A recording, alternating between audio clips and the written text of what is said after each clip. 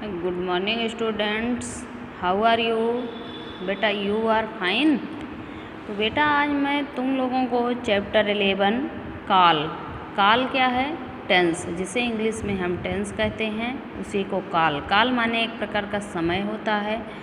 तो मतलब बिना काल के क्रिया नहीं होती है, और क्रिया जो है कब हुई जो है इसका बोध काल कराता। मतलब हमने काम कब किया, क्या काम किया, कैसे किया और किस समय पे किया, तो इसका बोध काल कराता। बिना काल के जो है हमें क्रिया पता नहीं चलेगी। निम्नलिखित को पढ़ो। सृष्टि ने कल पाठ पढ़ा था। सृष्टि अब पाठ पढ़ रही है। सृष्टि पाठ पढ़ेगी।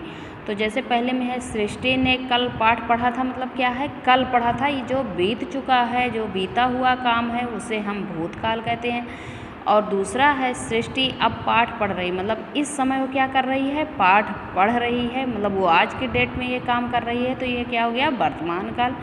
और सृष्टि पाठ पढ़ेगी, मतलब पढ़ेगी, वो कल पढ़ेगी, तो क्या हो जाएगा? भविष्य काल, मतलब भविष्य में ऐसा करेगी। ठीक, यहाँ रंगीन छप्पे शब्द क्रिया के अलग अलग समय में होने का बोध करा रहे हैं। व्याकरण में समय का यह बोध काल कहलाता है। अब काल की परिभाषा क्या है? क्रिया के जिस रूप से कार्य के करने या होने के समय का ज्ञान प्राप्त हो, उसे काल कहते हैं। क्रिया के जिस रूप से काल के करने या होने के समय का ज्ञान प्राप्त हो, उसे काल कहते हैं। काल के भेद, काइंड्स ऑफ टेंस। तो काल के 3 भेद होते हैं। कौन कौन सा? नंबर 1 है भूतकाल। भूतकाल माने क्या हुआ? बीता हुआ समय। दूसरा है वर्तमान काल, चल रहा समय। ठीक, भविष्यत काल, आने वाला समय। तो कौन कौन से हुए? भूतकाल, वर्तमान काल और भविष्य। भूतकाल में क्या होता है?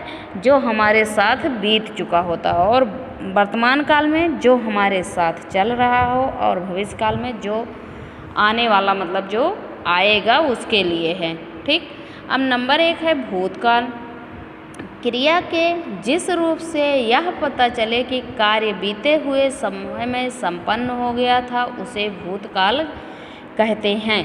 इस काल के वाक्यों का अंत प्रायः आ, ई, ए, था, थी, थे, सका, सकी आदि से होता है। जैसे मैंने खाना खाया, लड़का जाग चुका था, वह गई होगी। ठीक, तो क्या हो गया? ये भूतकाल हो गया। अब दूसरा नहीं, भूतकाल के 6 भेद होते हैं। भूतकाल के कितने भेद होते हैं? कोई पूछता है भूतकाल के कितने भेद होते हैं, तो तुम बोलोगे भूतकाल के 6 भेद होते हैं। नंबर 1 है सामान्य काल। जहाँ भूतकाल की क्रिया का सामान्य रूप पाया जाए, वहाँ सामान्य भूत होता है। जैसे विशाल ने लेख लिखा, सीमा विद्यालय गई, बालक ने आम खाए। ठीक, दूसरा है आसन्न भूतकाल। जहाँ क्रिया के रूप से लगे कि कार्य अभी अभी समाप्त हुआ, वहाँ आसन्न भूत होता है। जैसे मामा जी जा चुके हैं, माता जी सो गई हैं, उसने पत्र लिखा है। ठीक, अब तीसरा है पूर्णभूत।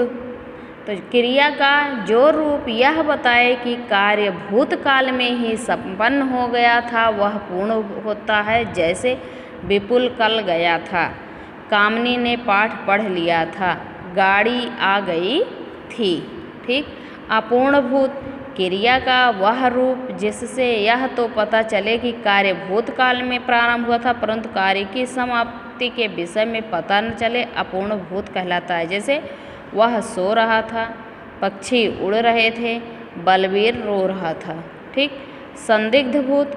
जहाँ वाक्य से भूतकाल का बोध हो, परंतु कार्य के होने में संदेह हो, वहाँ संदिग्ध भूत होता है। जैसे वैभव बाजार गया होगा, वह सो गया होगा, रोशन कल आया होगा। छठा है हेतु मदभूत। जहाँ भूतकाल की एक क्रिया दूसरी क्रिया पर निर्भर हो, उसे हेतु मदभूत कहते हैं। जैसे यदि तुमने बुलाया होता तो वह अवश्य आता, यदि वर्षा होती तो खेत न सूखते। अब दूसरा है वर्तमान काल।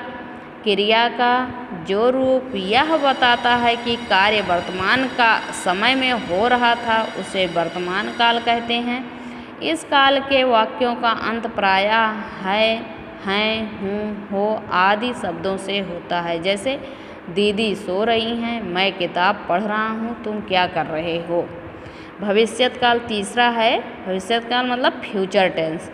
क्रिया का जो रूप कार्य के आने वाले समय में होने का बोध कराए वह भविष्यत काल होता है। जैसे रसोइया खाना बनाएगा, शेखर पुणे जाएगा, डॉक्टर मरीज को दवाई देगा। काल ही क्रिया का आधार है। काल ही क्रिया का आधार है, मतलब क्रिया अगर काल नहीं है तो क्रिया का कोई आधार नहीं है।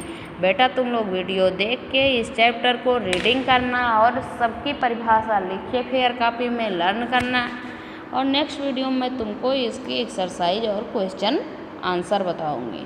Thank you, have a nice day.